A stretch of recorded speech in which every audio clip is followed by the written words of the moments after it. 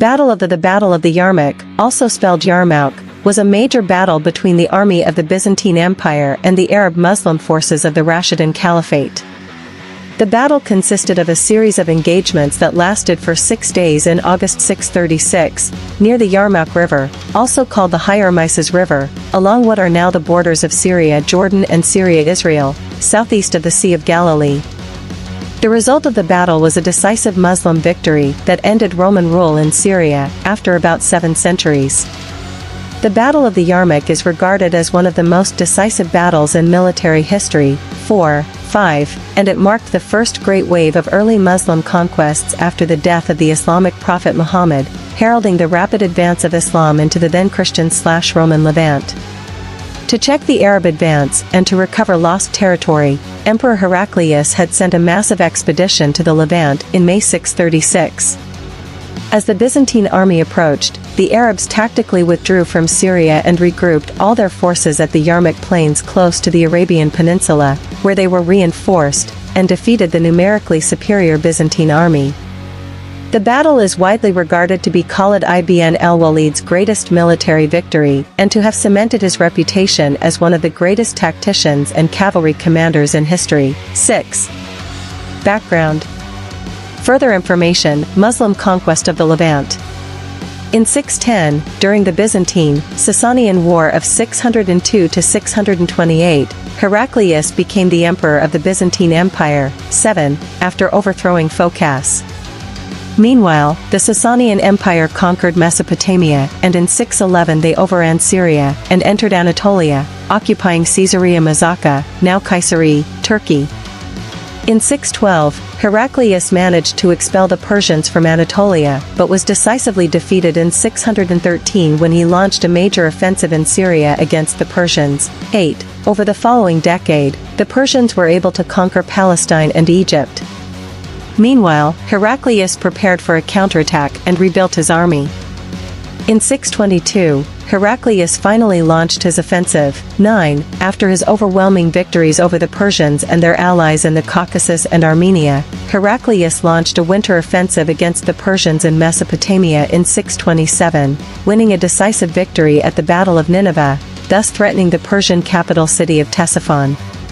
Discredited by the series of disasters, Khosrow II was overthrown and killed in a coup led by his son Kavad II, 10, who immediately sued for peace and agreed to withdraw from all occupied territories of the Byzantine Empire.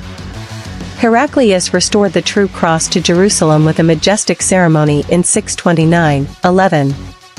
Meanwhile, there had been rapid political development in the Arabian Peninsula, where Muhammad had been preaching Islam and, by 630, had successfully annexed most of Arabia under a single political authority.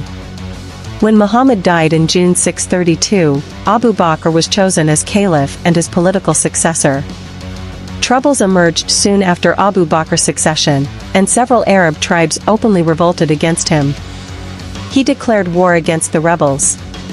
In what became known as the Ridda Wars of 632 to 633, Abu Bakr managed to defeat his opponents and unite Arabia under the central authority of the caliph at Medina. 12. Map detailing the Rashidun Caliphate's invasion of the Levant. Map detailing the Rashidun Caliphate's invasion of the Levant. Once the rebels had been subdued, Abu Bakr began a war of conquest, beginning with Iraq. His most brilliant general, Khalid ibn al-Walid, conquered Iraq in a series of successful campaigns against the Sassanid Persians.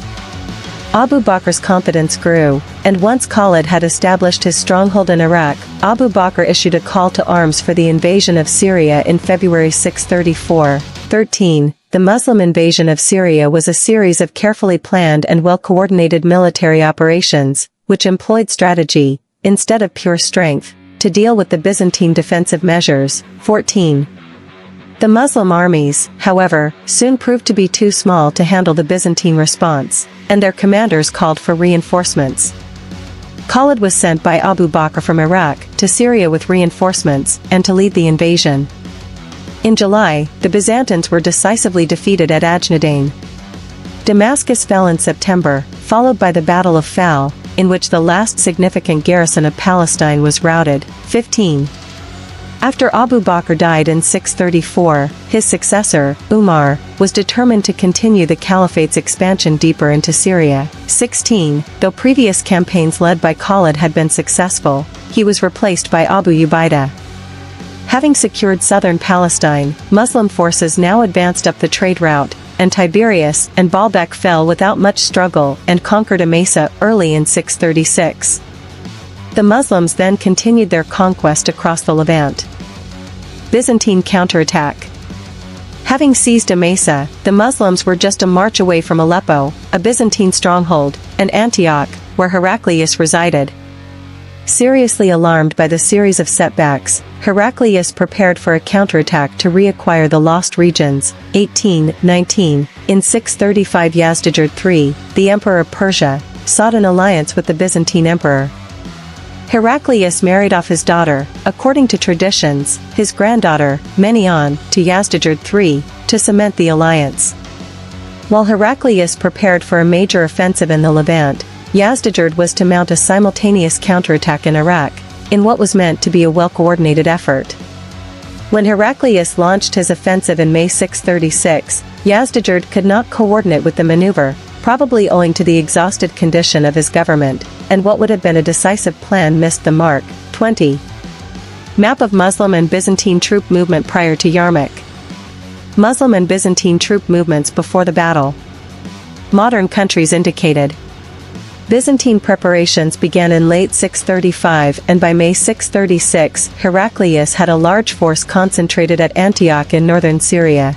21. The assembled Byzantine army contingents consisted of Slavs, Franks, Georgians, Armenians, Christian Arabs, Lombards, Avars, Khazars, Balkans, and Gokturks. 22. The force was organized into 5 armies, the joint leader of which was Theodore Trytherius Bahan, an Armenian and the former garrison commander of Emesa. 23. Was made the overall field commander. 24. And had under his command a purely Armenian army. Buxanator, Canadair, a Slavic prince, commanded the Slavs, and Jabalah ibn al-Ayam, king of the Ghassanid Arabs, commanded an exclusively Christian Arab force. The remaining contingents, all European, were placed under Gregory and Derjan. 25-26, Heraclius himself supervised the operation from Antioch. Byzantine sources mention Nicetas, son of the Persian general Sharbaraz, among the commanders, but it is not certain which army he commanded. 27. The Rashidun army was then split into 4 groups, one under Amr in Palestine, one under Shurabil in Jordan, one under Yazid in the Damascus-Caesarea region, and the last one under Abu Ubaidah along with Khalid at Emesa. As the Muslim forces were geographically divided, Heraclius sought to exploit that situation and planned to attack. He did not wish to engage in a single-pitched battle, but rather to employ central position and fight the enemy in detail by concentrating large forces against each of the Muslim corps before they could consolidate their troops. By forcing the Muslims to retreat, or by destroying Muslim forces separately, he would fulfill his strategy of recapturing lost territory. Reinforcements were sent to Caesarea under Heraclius' son Constantine III, probably to tie down Yazid's forces, which were besieging the town. 25. The Byzantine imperial army moved out from Antioch in northern Syria in the middle of June 636. The Byzantine imperial army was to operate under the following plan. Jabalah's lightly armed Christian Arabs would march to Emesa from Aleppo via Hama and hold the main Muslim army at Emesa. Derjan would make a flanking movement between the coast and Aleppo's road and approach Emesa from the west, striking at the Muslims' left flank while they were being held frontally by Jabalah. Gregory would strike the Muslims' right flank, approaching Emesa from the northeast via Mesopotamia. Canadair would march along the coastal route and occupy Beirut, from where he was to attack the weakly defended Damascus from the west to cut off the main Muslim army at Emesa. Bahan's corps would act as a reserve and would approach Emesa via Hama. 28. Rashidun strategy. The Muslims discovered Heraclius' preparations at Shazer from Byzantine prisoners. Alert to the possibility of being caught with separated forces that could be destroyed, Khalid called a council of war and advised Abu Ubaidah to pull the troops back from Palestine and northern and central Syria, and concentrate the entire Rashidun army in one place. 29:30, Abu Ubaidah ordered the concentration of troops in the vast plain near Jabiya, as control of the area made cavalry charges possible and facilitated the arrival of reinforcements from Umar, so that a strong, united force could be fielded against the Byzantine armies. 31, the position also benefited from close proximity to the Rashidun stronghold of Najd, if retreat became necessary. Instructions were also issued to return jizya, tribute, to people who had paid it. However, once concentrated at Jabiya, the Muslims were subject to raids from pro-Byzantine Ghassanid forces. Encamping in the region was also precarious, as a strong Byzantine force was garrisoned in Kisira, and could attack the Muslim rear while they were held in front by the Byzantine army. On Khalid's advice, the Muslim forces retreated to Daraa, or Dara, and Dar Ayyub, covering the gap between the Yarmuk gorges and the Hara lava plains. 29, and established a line of camps in the eastern part of the plain of Yarmuk. This was a strong defensive position, and the maneuverers brought the Muslims and Byzantines into a decisive battle, which the latter had tried to avoid. 33, during the maneuvers, there were no engagements except for a minor skirmish between Khalid's elite light cavalry and the Byzantine advance guard. 34. Battlefield. Across the ravines lies the battlefield of Yarmuk, about 8 miles away from here, in Jordan. Map detailing the battlefield of Yarmuk. Map detailing where the battle took place. The battlefield lies in the plain of Jordanian Horan, just southeast of the Golan Heights, an upland region currently on the frontier between Jordan and Syria, east of the Sea of Galilee. The battle was fought on the plain east of Rakat Stream Ravine. That ravine joins the Yarmuk River, a tributary of the Jordan River, on its south. The stream had very steep banks, ranging from 30 m, 98 feet, 200 m, 660 feet, in height. On the north is the Jabiya Road, and to the east are the Ezra Hills, although the hills were outside the actual field of battle. Strategically, there was only one prominence in the battlefield, a 100 meters, 330 feet, elevation known as Tel el-Jameh, and for the Muslim troops concentrated there, the hill gave a good view of the plain of Yarmuk. The ravine on the west of the battlefield was accessible at a few places in 636 AD, and had one main crossing, a Roman bridge, Jizr Rakad, near Ein Dakar. 35-36. Logistically, the Yarmuk plain had enough water supplies and pastures to sustain both armies. The plain was excellent for cavalry maneuvers. 37-38. Troop deployment. Most early accounts place the size of the Muslim forces between 36,000 and 40,000, and the number of Byzantine forces between 60,000 and 70,000. This number has been estimated by taking into account the logistical situation of the empire, and with the view that they could never have mustered such troops when the empire was at its apex, but especially not with the especially weak and exhausted realm of 628 onwards. Citation needed. Modern estimates for the sizes of the respective armies vary. Some estimates for the Byzantine army are between 80,000 and 150,000, 39, while other estimates are 15,000 to 20,000, 40. Estimates for the Rashidun army are between 15,000 and 40,000, 39. Original accounts are mostly from Arab sources, generally agreeing that the Byzantine army and their allies outnumbered the Muslim Arabs by a 2-to-1. The only early Byzantine source is Theophanes, who wrote a century later. Accounts of the battle vary, some stating it lasted a day, others 6 days. 39. Rashidun army. During a council of war, the command of the Muslim army was transferred to Khalid I by Abu Ubaidah, commander-in-chief of the Muslim army. 41. After taking command, Khalid reorganized the army into 36 infantry regiments and 4 cavalry regiments, with his cavalry elite, the mobile guard, held in reserve. The army was organized in the Tabi'a formation, a tight, defensive infantry formation. 42. The army was lined up on a front of 12 kilometers, 7.5 miles, facing west, with its left flank lying south on the Yarmuk River a mile before the ravines of Wadi al-Alan began. The army's right flank was on the Jabiya Road in the north across the heights of Tel el-Jameh. 43. with substantial gaps between the divisions so that their frontage would match that of the Byzantine battle line at 13 kilometers, 8.1 miles. The center of the army was under the command of Abu Ubaidah ibn al-Jarrah, left center, and Shurabil bin Hazana, right center. The left wing was under the command of Yazid, and the right wing was under Amr ibn al-As, 41. The center, left and right wings were given cavalry regiments, to be used as a reserve for a counterattack if they were pushed back by the Byzantines.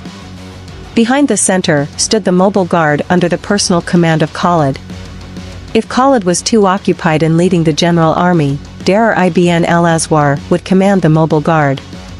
Over the course of the battle, Khalid would repeatedly make critical and decisive use of that mounted reserve, 41.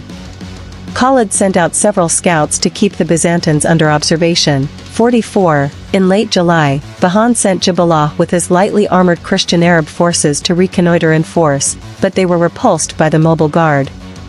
After the skirmish, no engagement occurred for a month. Weaponry. Helmets used included gilded helmets similar to the silver helmets of the Sassanid Empire.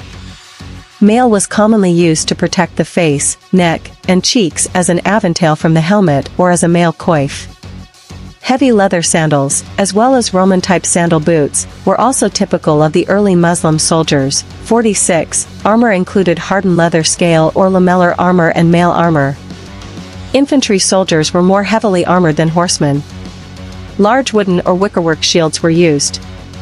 Long-shafted spears were used, with infantry spears being 2.5 meters, 8.2 feet, long, and cavalry spears being up to 5.5 meters, 18 feet, long. Short infantry swords like the Roman gladius and Sassanid long swords were used. Long swords were usually carried by horsemen. Swords were hung in baldricks. Bows were about 2 meters, 6.6 feet, long when unbraced, similar in size to the famous English longbow. The maximum useful range of the traditional Arabian bow was about 150 meters, 490 feet. Early Muslim archers, while being infantry archers without the mobility of horseback archer regiments, proved to be very effective in defending against light and unarmored cavalry attacks. 47. Byzantine Army.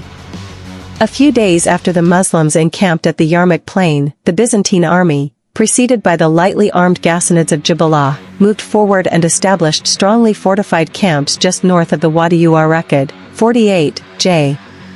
The right flank of the Byzantine army was at the south end of the plains, near the Yarmuk River and about a mile before the ravines of Wadi al-Alan began. The left flank of the Byzantines was at the north, a short distance before the hills of Jabiya began, and was relatively exposed. Vahan deployed the imperial army facing east, with a front about 13 kilometers, 8.1 miles, long, 35, as he was trying to cover the whole area between the Yarmuk Gorge in the south and the Roman road to Egypt in the north, and substantial gaps had been left between the Byzantine divisions. The right wing was commanded by Gregory and the left by Canadair. The center was formed by the army of Derjan and the Armenian army of Vahan, both under the overall command of Derjan. The Byzantine regular heavy cavalry, the cataphract, was distributed equally among the four armies, each army deploying its infantry at the forefront and its cavalry as a reserve in the rear. Vahan deployed Jabalah's Christian Arabs, mounted on horses and camels, as a skirmishing force, screening the main army until its arrival. 49. Early Muslim sources mention that the army of Gregory had used chains to link together its foot soldiers, who had all taken an oath of death. The chains were in 10-man lengths as a proof of unshakable courage on the part of the men, who thus displayed their willingness to die where they stood and not to retreat. The chains also acted as an insurance against a breakthrough by enemy cavalry. However, modern historians suggest that the Byzantines adopted the Greco-Roman testudo military formation in which soldiers would stand shoulder to shoulder with shields held high, and an arrangement of 10 to 20 men would be completely shielded on all sides from missile fire, each soldier providing cover for an adjoining companion. 35. Weaponry. The Byzantine cavalry was armed with a long sword, known as the Spathion. They would also have had a light wooden lance, known as a Kantarian, and a bow, Toxarian, with 40 arrows in a quiver, hung from a saddle or from the belt. 50 heavy infantry, known as skatatoi, had a short sword and a short spear. The lightly armed Byzantine troops and the archers carried a small shield, a bow hung from the shoulder across the back, and a quiver of arrows. Cavalry armor consisted of a hauberk with a mail coif and a helmet with a pendant, a throat guard lined with fabric and having a fringe and cheek piece. Infantry was similarly equipped with a hauberk, a helmet and leg armor. Light lamellar and scale armor was also used. Tensions in Byzantine army. Khalid's strategy of withdrawing from the occupied areas and concentrating all of his troops for a decisive battle forced the Byzantines to concentrate their 5 armies in response.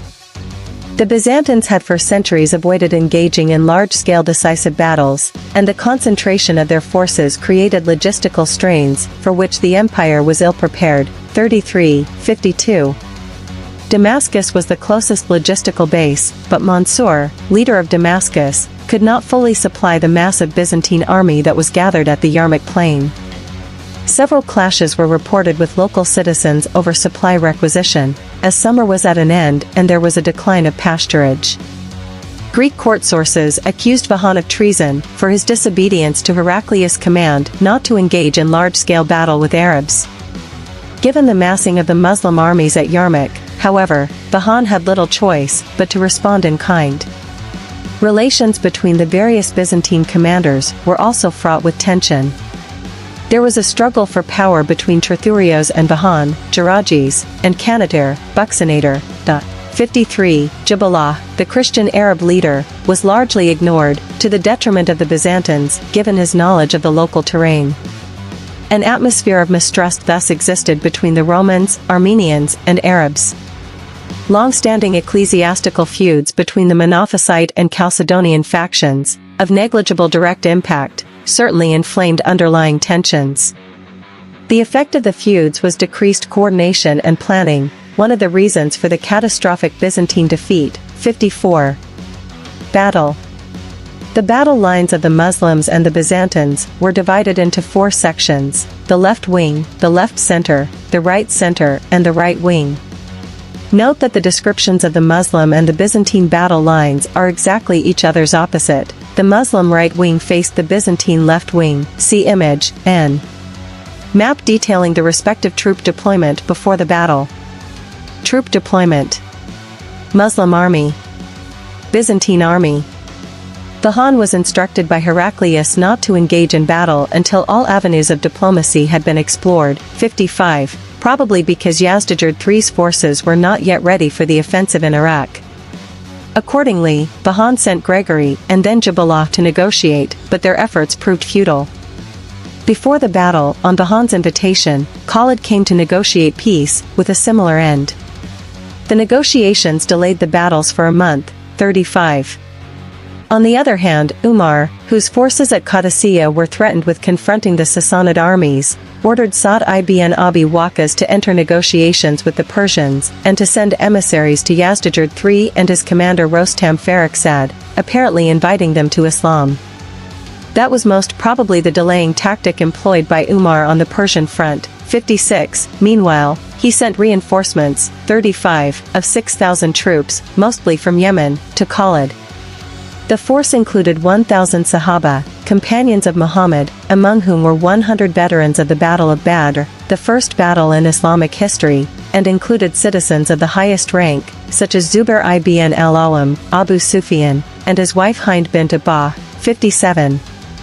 Also present were such distinct companions as Sa'id ibn Zayd, Fadl ibn Abbas, Abdulrahman ibn Abi Bakr, the son of Abu Bakr, Abdullah ibn Umar, the son of Umar, Aban ibn Uthman, the son of Uthman, Abdurrahman ibn Khalid, the son of Khalid, Abdullah ibn Jafar, the nephew of Ali, Ammar ibn Yasir, Miqdad ibn Aswad, Abu Dar al-Ghafari, Malik al-Ashta, Abu Ayyub al-Ansari, Qays ibn Sa'd, Hudhayfa ibn al-Yaman, Ubada ibn as-Samit, Hisham ibn al-Ayaz, Abu Huraira, and Ikrima ibn Abi Jahl. 58. As it was a citizen army, in contrast to a mercenary army, the age of the soldiers ranged from 20, in the case of Khalid's son, to 70, in the case of Ammar. 3 of the 10 companions promised paradise by Muhammad, namely Sa'idi, Zubair and Abu Ubaidah, were present at Yarmuk. Umar, apparently wanting to defeat the Byzantines first, used the best Muslim troops against them. The continuing stream of Muslim reinforcements worried the Byzantines, who, fearing that the Muslims with such reinforcements would grow powerful, decided that they had no choice but to attack. The reinforcements that were sent to the Muslims at Yarmuk arrived in small bands, giving the impression of a continuous stream of reinforcements to demoralize the Byzantines to compel them to attack. 59. The same tactic would be repeated again during the Battle of Qadisiyah. Day 1. Day 1 battle map, showing limited attacks of Byzantine army. Day 1, limited attacks by the Byzantine army. The battle began on 15 August, 60, at dawn, both armies lined up for battle, less than a mile apart. It is recorded in Muslim chronicles that before the battle started, George, a unit commander in the Byzantine right center, rode up to the Muslim line and converted to Islam. He would die the same day fighting on the Muslim side. 61. The battle began as the Byzantine army sent its champions to duel with the Muslim Mubarazin. The Mubarazin were specially trained swordsmen and lancers, with the objective to slay as many enemy commanders as possible, to damage their morale. At midday, after losing a number of commanders in the duels, Bahan ordered a limited attack with a third of his infantry forces to test the strength and strategy of the Muslim army and, using their overwhelming numerical and weaponry superiority, achieve a breakthrough wherever the Muslim battle line was weak. However, the Byzantine assault lacked determination. Many Byzantine soldiers were unable to press the attack against the Muslim veterans. 62. The fighting was generally moderate, although in some places, it was especially intense. Bahan did not reinforce his forward infantry, 2/3 of which was kept in reserve with 1/3 deployed to engage the Muslims, and at sunset, both armies broke contact and returned to their respective camps. 61. Day 2. Day 2 battle map phase 1, showing Byzantine wings pushing back respective Muslim wings. Day 2, phase 1.